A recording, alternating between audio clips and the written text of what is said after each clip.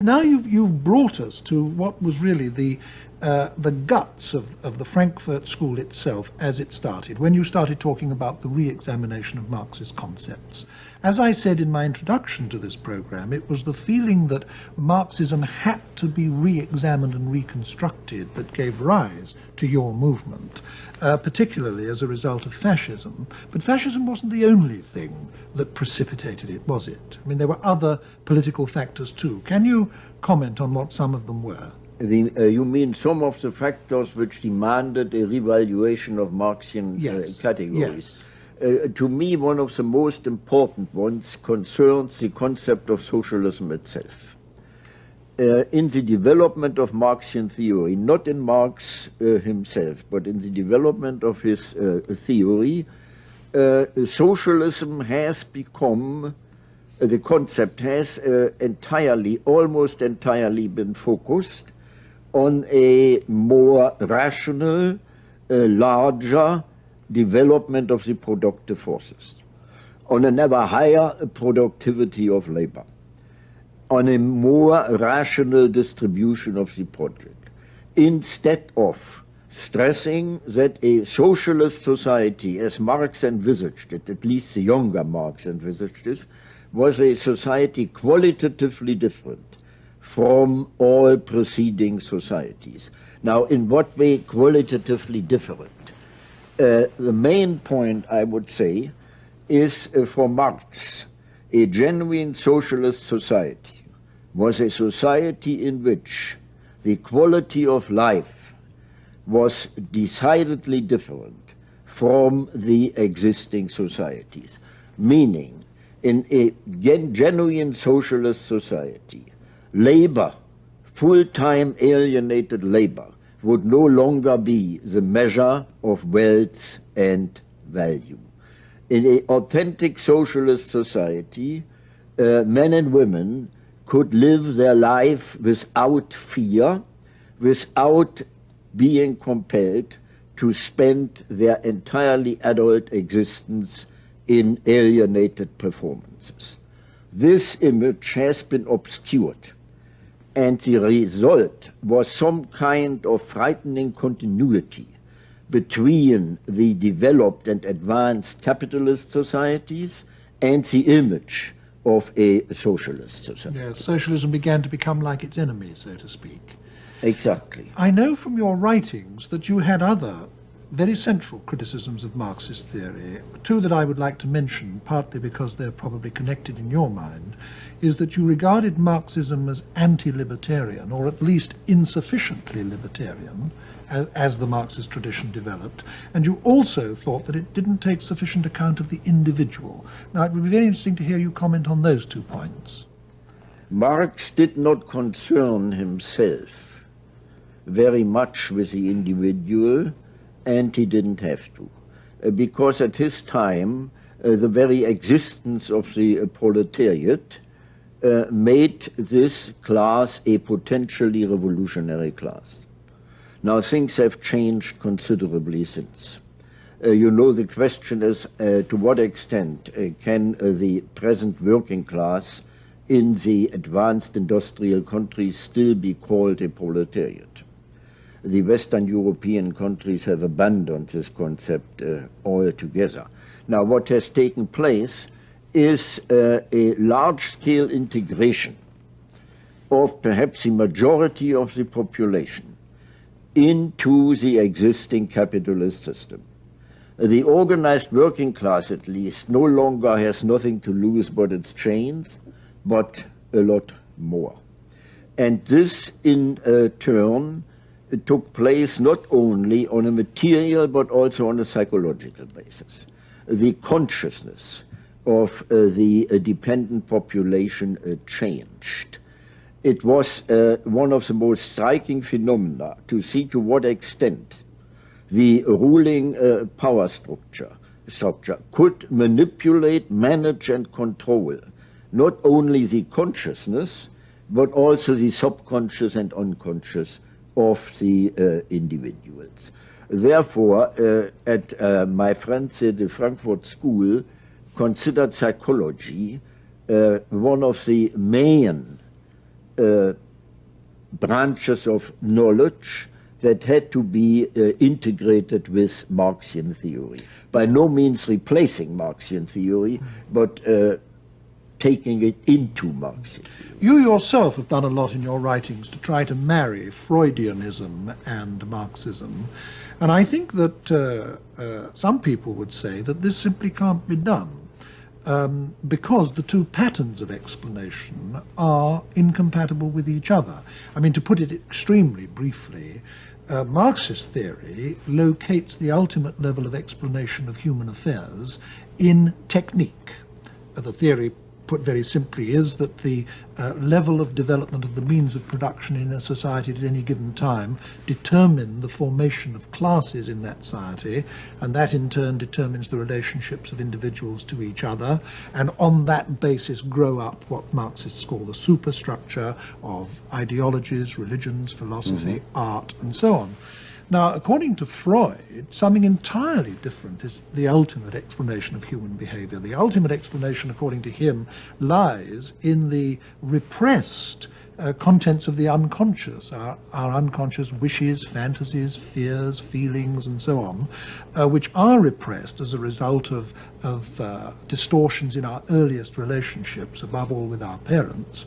And he explains not only social behavior but also ideologies, art, religion, and so on, in terms of the externalization of the repressed contents of the psyche.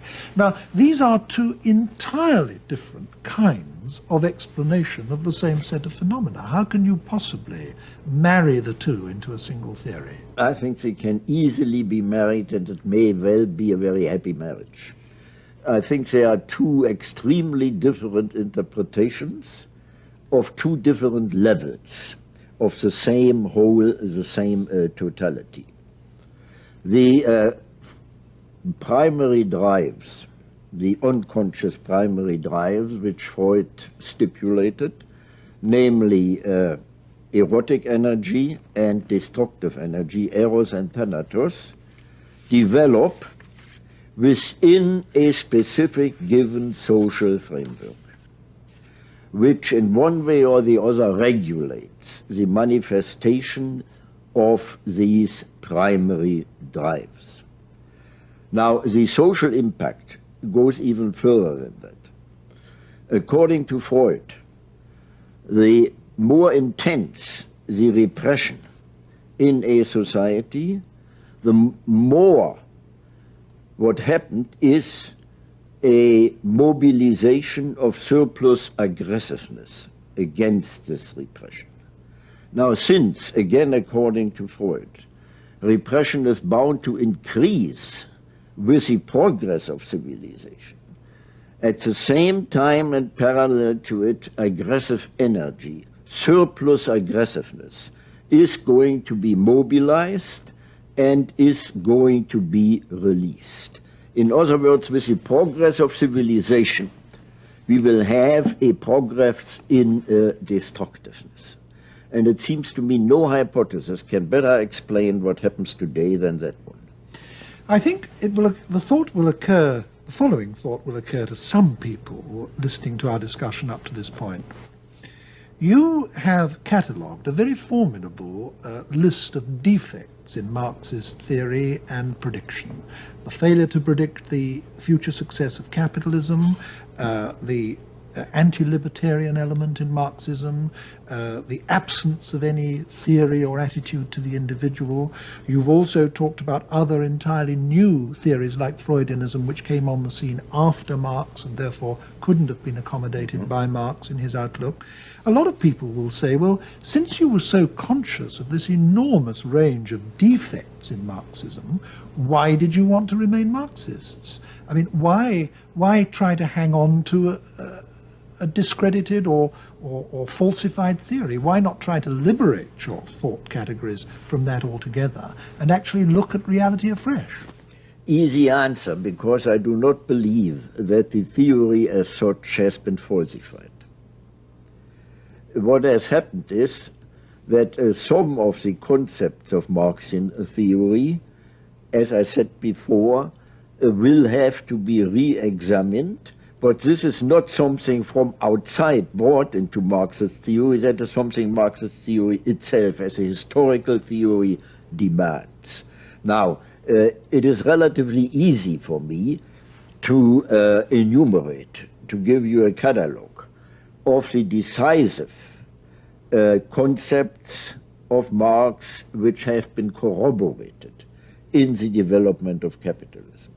The concentration of economic power, the fusion of economic and political power, the increasing intervention of the state into the economy, the increasing difficulties in stemming the decline in the rate of profit, the need for engaging in a neo-imperialism in order to create markets and possibilities of enlarged accumulation of capital, and so on. I think this is a formidable catalogue, and it speaks a lot for Marxian theory. Well, I don't want to get into a political argument. I'd love to do that, as a matter of fact, but, well, the purpose of this program is to elicit your views on a further range of topics.